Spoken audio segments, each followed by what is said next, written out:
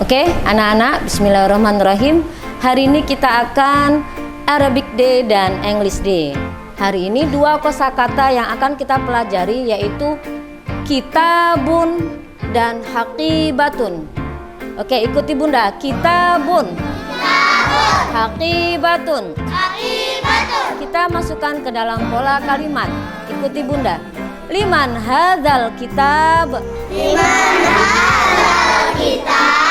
Kita ulangi. Liman hadzal kitab. Liman hadzal kitab. Jawabannya hadzal kitabu li. Hadzal kitabu li.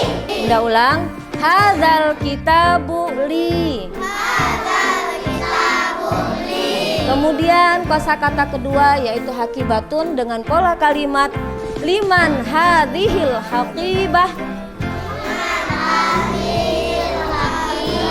Liman hadhil haqibah. Liman hadhil haqibatun. Jawabannya hadhil haqibah li.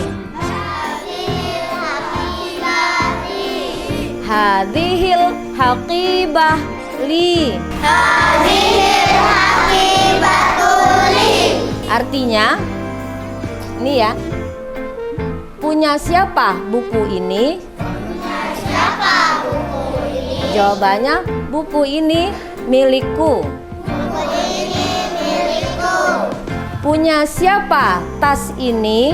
Punya siapa tas ini? Tas ini milikku. Tas ini milikku. Oke anak-anak, itu dua kosakata yang kita pelajari hari ini. Liman hadzal kitab. Hadzal kitabu li.